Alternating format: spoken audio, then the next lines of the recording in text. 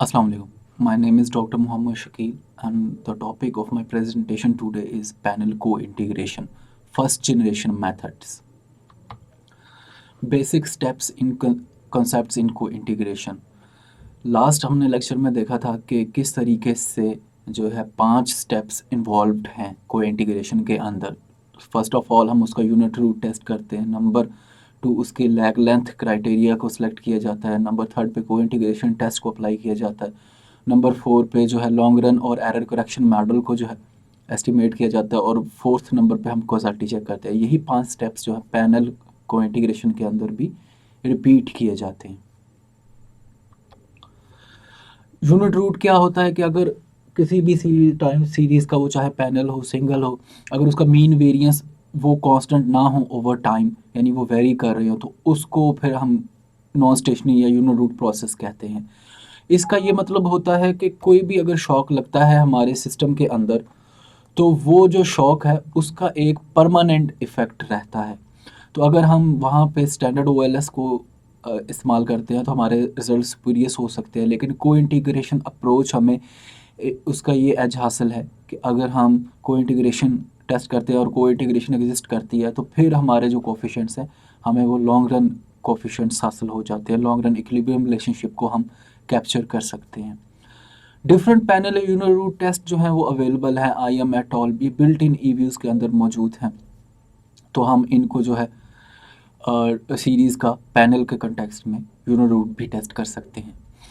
और इसी तरीके से अगर हमें कोई कॉन्ट्राडिक्शन मिल रही हो इन टेस्ट में, तो हम थ्योरी और ग्राफ्स की मदद से भी जो है अपने डिसीजन मेकिंग फर्दर जो है प्रोसीड करने के लिए की जा सकती है। पैनल जो को इंटीग्रेशन है, ये भी पेड्रोनी ने 7 स्टैट्स जो हैं वो डेवलप की हैं मल्टीवेरिएट कॉन्टेक्स्ट में, लेकिन उसकी एक्चुअल वो भी रेसिडुअल बेस्ड ही है, जैसे एंगल एंड ग्रेंगर इसी की एक्सटेंशन है पैनल कॉन्टेक्स्ट में।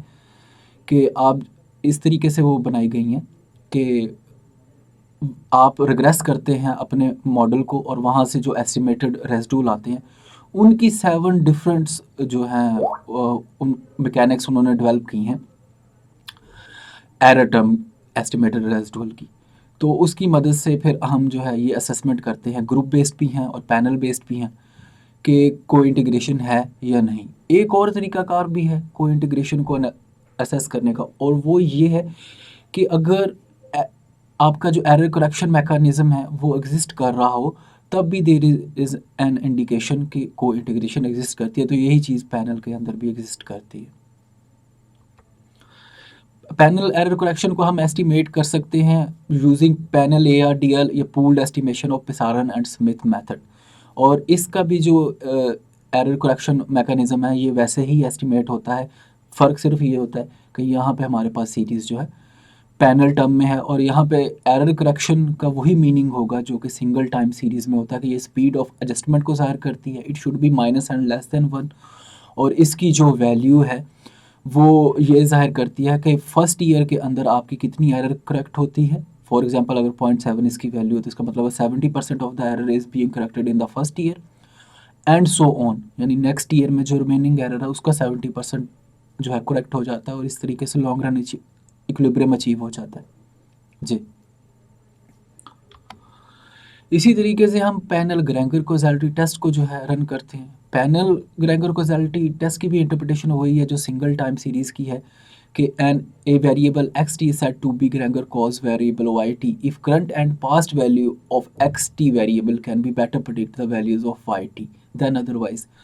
तो यानी ये प्रेडिक्शन की सेंस में है कि हम इंडिपेंडेंट वेरिएबल को यूज़ करते हुए अपने डिपेंडेंट वेरिएबल को अगर बेटर प्रेडिक्ट कर सके एंड वाइस वर्सा। तो लॉन्ग रन जो कॉज़ैलिटी है, यहाँ पे भी एरर करेक्शन अगर सिग्निफिकेंट आ जाए तो उसको हम कहेंगे कि ये इंडिकेशन है लॉन्ग रन कॉज़ैलिटी का। जबकि जो शॉर्ट रन कॉज़ैलिटी है उसके लिए हम यहाँ पे स्टैक्ड और डेम्टेक हल्लर कॉज़ैलिटी टेस्ट है, इनको हम जो है यूटिलाइज कर सकते हैं शॉर्ट रन कॉज़ैलिटी को फाइंड करने के लिए पैनल टाइम सीरीज़ के अंदर। और इसी तरीके से जो इसका एक दूसरा मेथड भी है कि हम खुद से जो है वेक्टर एरर करेक्शन मॉडल को जो है एस्टिमेट कर सकते हैं, लेकिन हम उसमें नहीं जाएंगे और हम जो है स्टैक्ड या जो बिल्ट इन जो कॉज़ैलिटी टेस्ट है शॉर्ट रन के लिए उन्हीं को यूटिलाइज कर लेंगे। अच्छा, इस स्टेप के अंदर जो है यहाँ पे आपने जब इंफॉर्मेशन एंटर करनी है ईवीएस जब आप ओपन करते हैं तो ये आपके पास जो है विंडो ओपन होती है। तो यहाँ पे आपने लेफ्ट साइड पे लिखना है balanced panel work file structure में। फ्रीक्वेंसी अगर आपकी एनुअल है तो आप एनुअल लिख लें, मेरे पास एनुअल है। स्टार्ट डेट उसकी 1980 है, एंड डेट 2013 है। मेरे पास 5 मैंने कंट्रीज़ लिए हुए हैं, तो नंबर ऑफ़ क्रॉस सेक्शन मेरे पास 5 होंगे और मैं ओके कर दूंगा। जब मैं ओके कर दूंगा तो ये डाटा मेरे पास सीरीज़ इस तरह की जनरेट हो जाएगी जो लेफ़्ट साइड पे जनरेट होकर आ रही है, जहाँ पे सी, डेटेड, रेजेड और क्रॉस की जो विंडो है ये खुल जाती है। उसके बाद आपने क्विक में जाना है और एम्प्टी ग्रुप में जाना है। एम्प्टी ग्रुप में जब जाएंगे तो आपके पास ये वाला जो है डाटा शीट ओपन हो जाती है। डाटा शीट को एडजस्ट करना है पहले लेफ़्ट और राइट से, और फिर इस जो है खाने में इसमें क्लिक करके आपने एक्सेल से डाटा कॉपी करके यहाँ पेस्ट करना है। जब आप पेस्ट कर देंगे तो इस फॉर्म में जो डाटा है आ जाएगा पेस्ट करने के बाद, जैसे ये आ गया है यहाँ पे। इससे नेक्स्ट स्टेप में हमने क्या करना है, डाटा आ गया, इसको हम क्लोज़ कर सकते हैं। क्लोज़ करेंगे डाटा ऑटोमेटिकली सेव हो जाएगा। सेव करने के बाद हमने क्विक में जाना है और क्विक में जाके जनरेट सीरीज़ में जाना है और हमने इन सारे वेरिएबल्स का लॉग ले लेना है। लॉग लेने के बाद यानी ये यहाँ पे लॉग है ln y is equal to log of y, और लॉग ऑफ y ईवीएस के अंदर बिल्ट इन नेचुरल लॉग है। तो हमें नेचुरल लॉग अलग से लेने की ज़रूरत नहीं, बल्कि जब हम लॉग लिखते हैं तो यहाँ पे सिमुलात नेचुरल लॉग ही होता है। और इसको ओके करेंगे तो ये हम अपने सब वेरिएबल का 1 बाय 1 लॉग ले सकते हैं। और लॉग लेने के बाद हम इन सीरीज़ का जो है डिस्क्रिप्टिव स्टैट्स और टेस्ट हिस्टोग्राम और या इस तरह के जो टेबल्स हैं वो भी बना सकते हैं एक डिस्क्रिप्टिव एनालिसिस की सेंस में, और इनके ग्राफ्स भी बनाए जा सकते हैं। इससे नेक्स्ट स्टेप में है कि हम रिजल्ट्स को फ्रीज़ करना है, तो हम उनको जो है अगर हमने एक ग्राफ बनाया तो आप ऊपर फ्रीज़ के बटन को जो है क्लिक करेंगे, वो आपसे ऑप्शन पूछेगा इसका नाम क्या रखना है, तो आप उसका एक नाम रख सकते हैं टेबल का, और जब आप ओके करेंगे तो वो सेव हो जाएगा, फ्रीज़ हो जाएगा, आपका रिजल्ट पड़ा रहेगा। और जब आपने क्लोज़ करने लगना है पूरे ईवीएस को तो यहाँ पे ऊपर सेव का ऑप्शन आ रहा है मेन विंडो में जो हमने पहले खोली है, जहाँ पे ये डाटा वेरिएबल्स शो हो रहे हैं हमें, वहाँ पे सेव करेंगे तो हम इस वर्क फाइल को ओवरऑल सेव कर लेंगे। फ्रीज़ आप करेंगे तो वो पर्टिकुलर टेबल सेव होगा, और जब सेव आप करेंगे तो ये ओवरऑल पूरा जो आपका विंडो है जिसमें आपने टेबल सेव किए हैं, डाटा सेव किया, ये सेव हो जाएगा। नेक्स्ट टाइम जब आप ओपन करते हैं तो ये ओपन हो जाता है। पैनल यूनिट रूट टेस्ट, अब हम एक सीरीज सेलेक्ट करते हैं। फॉर एग्जांपल मैंने यहाँ ln y सेलेक्ट की है, तो ये पैनल यूनिट रूट टेस्ट में गए, व्यू में गए, और व्यू से ये पैनल यूनिट रूट टेस्ट हमारे पास आ जाता है।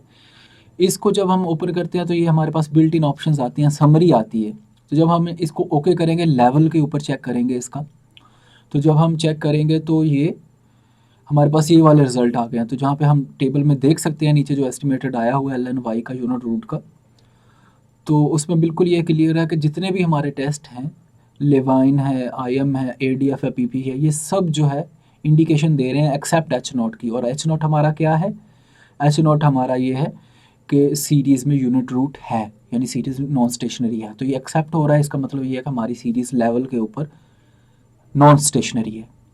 नेक्स्ट स्टेप में हम इसको डिफरेंस पे चेक करेंगे, तो इसी सीरीज़ में ये ऑप्शन मौजूद है, नीचे आप देख सकते हैं कि फर्स्ट डिफरेंस के साथ जब मैंने उसको चेक किया तो मेरे जो सीरीज़ है ln y वो शो कर रही है कि वो स्टेशनरी है। इसका मतलब है हम इसको I1 सीरीज़ कह सकते हैं, इंटीग्रेटेड ऑफ ऑर्डर 1 सीरीज़ है ये। इसी तरीके से हमने सारे वेरिएबल चेक किए और वो सारे I1 थे। अब हम इनको यूज़ कर सकते हैं पैनल को इंटीग्रेशन डेवलप्ड बाय पेड्रोनी। तो ये को इंटीग्रेशन टेस्ट बिल्ट इन मौजूद है। व्यू में आपने जाना है तो को इंटीग्रेशन टेस्ट में आप जाएंगे और वहाँ से पैनल को इंटीग्रेशन टेस्ट में जाना है। सबसे पहले तो ये है कि आपने वेरिएबल सेलेक्ट करने हैं जो आपके पास पड़े हुए हैं सारे, और उनको सेलेक्ट करने के बाद लॉग फॉर्म में सेलेक्ट करने के बाद आपने ओपन करने के बाद व्यू में जाना, और व्यू से को इंटीग्रेशन टेस्ट आएगा और फिर पैनल को इंटीग्रेशन टेस्ट। जब आप इसको क्लिक करते हैं तो यहाँ पे ये वो ऑप्शन पूछता है कि पेड्रोनी का हो या फिशर, तो हमने पेड्रोनी के लिए जाना है, तो पेड्रोनी के लिए हमने ओके कर दिया। इसको जब ओके करेंगे तो इस तरीके से हमारे पास 7 स्टैट्स जो है वो एस्टिमेटेड होके आ जाती हैं। पैनल वी स्टैट है, पैनल रो स्टैट है, और नीचे ग्रुप स्टैट्स भी हैं। तो ये इंडिकेशन दे रही हैं कि वेदर देयर इज़ को इंटीग्रेशन और नो को इंटीग्रेशन। अगर यहाँ से आपको नो को इंटीग्रेशन की इंडिकेशन मिले तब भी आपने यहाँ पे नहीं रुकना, आप एरर करेक्शन मॉडल अपना एस्टिमेट कर सकते हैं। अगर वहाँ पे एरर टर्म भी इनसिग्निफिकेंट आ रही हो तब हम कहेंगे कि नो को इंटीग्रेशन। लेकिन अगर वहाँ पे एरर करेक्शन मैकेनिज्म एग्जिस्ट कर रहा हो, एरर करेक्शन टर्म सिग्निफिकेंट हो, नेगेटिव हो, लेस देन 1 हो, तो हम कहेंगे कि there is a indication of cointegration, दो कि यहाँ पे इन स्टेट्स में वो ना आ रही हो, क्योंकि हमने एरर करेक्शन की सिग्निफिकेंस की बेस पे भी डिसीजन लेना होता है। जी, नेक्स्ट हमारे पास है कि how to estimate panel coefficients. हम पैनल कोफिशिएंट्स को हम सेलेक्ट करते हैं, वहाँ से क्विक में जाना है और उसके बाद जो है एस्टिमेट इक्वेशन में जाना है। जब आप एस्टिमेट इक्वेशन में जाना आपके पास ये विंडो खुल जाती है जहाँ पे ये L N Y L N के एल ई लॉग फॉर्म में हमारे पास सारे वेरिएबल्स हैं। यहाँ पे ये नीचे मेथड्स के अंदर ये डिफरेंट मेथड दिए हुए हैं, लीस्ट स्क्वायर, तो यहाँ से हमने को इंटीग्रेटिंग रिग्रेशन सेलेक्ट करना है। जब आप ये सेलेक्ट करते हैं तो हमारे पास इस तरह की विंडो एक खुल जाती है।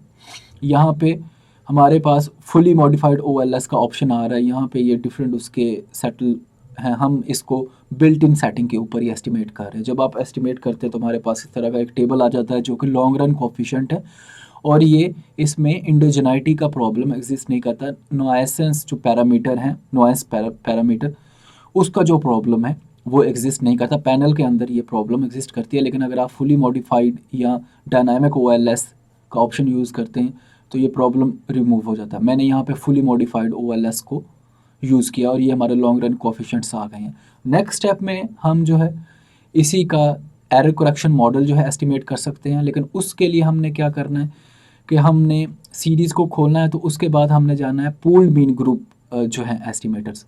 वो जब आप नीचे कमांड देंगे ARDL पूल्ड मीन ग्रुप की, तो हमारे पास लॉन्ग रन कोफिशिएंट्स आ जाते हैं। इनको हमने यूज़ नहीं करना, लेकिन यहाँ पे को इंटीग्रेशन इक्वेशन आ रही है -0.11, जिसका ये मतलब है कि एरर करेक्शन की जो वैल्यू है वो -0.11 है। तो ये हमारी इस मॉडल की एरर करेक्शन टर्म है। तो ये इसी के ज़रिए से एस्टिमेट किया जाता है फर्स्ट जनरेशन मेथड में पैनल ARDL की बेस पे। इसका ये भी मतलब है एरर करेक्शन सिग्निफिकेंट आने का कि ये वेरिएबल जो है लॉन्ग रन के अंदर कॉजैलिटी भी इनके अंदर एग्जिस्ट कर रही है, क्योंकि हमने पहले बात कही थी कि अगर एरर करेक्शन सिग्निफिकेंट हो तो ये लॉन्ग रन कॉजैलिटी को भी इंडिकेट करती है। ये हमने शुरू में बात की थी। जी, इससे नेक्स्ट के अंदर अब हमने एरर करेक्शन जो है इसके अंदर हम क्रॉस जो सेक्शन शॉर्ट रन कोफिशिएंट है वो भी एस्टिमेट किए जा सकते हैं अगर हम उसमें इंटरेस्टेड हों। तो वहाँ पे हम व्यू में जाना है और वहाँ से cross section short run coefficients में जाना है। जब हम उस पर क्लिक करेंगे मॉडल में तो हमारे पास ये ईच जो सेक्शन है क्रॉस सेक्शन जो कंट्री को रिप्रेजेंट कर उनके शॉर्ट रन कोफिशिएंट भी हर सीरीज़ के डिफरेंस फॉर्म में आ जाते हैं और उनकी इंडिविजुअल को इंटीग्रेशन भी आ जाती है। यानी ये कंट्री बेस्ड रिजल्ट भी डेटे के दे देता है क्रॉस सेक्शन शॉर्ट रन जो कोफिशिएंट्स है। तो हम कंट्री बेस्ड एनालिसिस भी साथ में इनकॉर्पोरेट कर सकते हैं और इसके हम रिजल्ट चेक कर सकते हैं। अगर जो हमने एस्टिमेट किया तो उसके रिजल्ट जो है प्लस माइनस उसका जो है प्लॉट उसके अंदर आने चाहिए, तो ये आ रहे हैं हमारे रिजल्ट, यानी उसमें ऑटो कोरिलेशन का प्रॉब्लम नहीं है। Short run causality next step में जब हमने चेक करनी है तो उसके लिए हमने वेरिएबल को सिलेक्ट करना है और व्यू में जाना है और पैनल कॉजैलिटी में जाना है। जब हम पैनल कॉजैलिटी में जाएंगे तो इस तरह की विंडो जो राइट साइड पे खुली हुई है उस पर हमारे पास ऑप्शन आ जाएगा कि टेस्ट टाइप है, स्टैग्ड है या हर्लन टेस्ट है, इंडिविजुअल कोफिशिएंट। तो मैंने हर्लन टेस्ट को यूज़ किया है और मैंने 2 लैग्स जो हैं इंक्लूड किए हैं। 3 भी लैग एनुअल डाटा में इंक्लूड किए जा सकते हैं। आप इस जनरल टू स्पेसिफिक आ सकते हैं, यानी 4 से चलें और फिर आप उसको कम कर सकते हैं जहाँ पे आपके रिजल्ट सिग्निफिकेंट आ रहे हो। बहरहाल मैं 2 के साथ इसको कर रहा हूँ। जब मैंने क्लिक किया ओके तो इस तरीके से हमारे पास उसका जो है रिज़ल्ट आ गया एस्टिमेट होके, जो हमने कॉजैलिटी को रन करना था उसके हमारे पास रिज़ल्ट आ जाएगा और उसको हम वो इंटरप्रेट हुआ होता है और उससे हम जो है टेबल बना सकते हैं एरर करेक्शन को यूज़ करते हैं और इस रिज़ल्ट को यूज़ करते हुए। नेक्स्ट स्टेप के अंदर क्या है कि हम जो है एरर करेक्शन जो है उसके ऊपर जो है हम अगर उसका चेक करना चाहें एस्टिमेटेड रेजिडुअल्स का, कि उसका क्या है यूनिट रूट, तो वो भी हम चेक कर सकते हैं फुली मॉडिफाइड ओएलएस के ज़रिए से। और वो स्टेशनरी आ रहे हैं, तो इनके स्टेशनरी आने का यही मकसद है एंगल एंड ग्रेंगल सेंस में, कि हमारे वेरिएबल में लॉन्ग रन इक्विलिब्रियम रिलेशनशिप पाया जाता है। यानी ये इसकी करने की ज़रूरत नहीं है, ये मैंने सिर्फ इसलिए की है कि वो जो डेफिनेशन है स्टार्ट में कि अगर रेसिडुअल एस्टिमेटर स्टेशनरी आ जाएं तो वो इंडिकेशन है को इंटीग्रेशन की, उसको ये कंफर्म कर रहा है, तो ये यहाँ पे कंफर्म हो रहा है। तो अगर पेड्रोनी का को इंटीग्रेशन टेस्ट हमें इंडिकेशन ना भी दे रहा हो, तब भी हम इस तरीके से एस्टिमेट करके पैनल ARDL के ज़रिए से भी और ई फुली मॉडिफाइड OLS के एस्टिमेटेड रेसिडुअल के ज़रिए से भी हम को इंटीग्रेशन की एग्जिस्टेंस को कंफर्म किया जा सकता है। और हम फिर अपनी थ्योरी बेस्ड मॉडल्स को आगे लेकर चलते हैं। अगर थ्योरेटिकली ये पॉसिबल हो कि लॉन्ग रन रिलेशनशिप है, तो हम फिर उसी के लिए एफर्ट करते हैं। लेकिन इन केस अगर वो एग्जिस्ट नहीं करता, तो तब फिर एंड पे आके हम कह देते हैं कि ये एग्जिस्ट नहीं करता। लेकिन ये वाले स्टेप्स ज़रूरी हैं कि हम जो है उसको उसका रेसिडुअल्स और उसका एरर करेक्शन मॉडल भी एस्टिमेट करें। अगर वो इनसिग्निफिकेंट हो, तब हम कहेंगे को इंटीग्रेशन नहीं है। Thank you so much.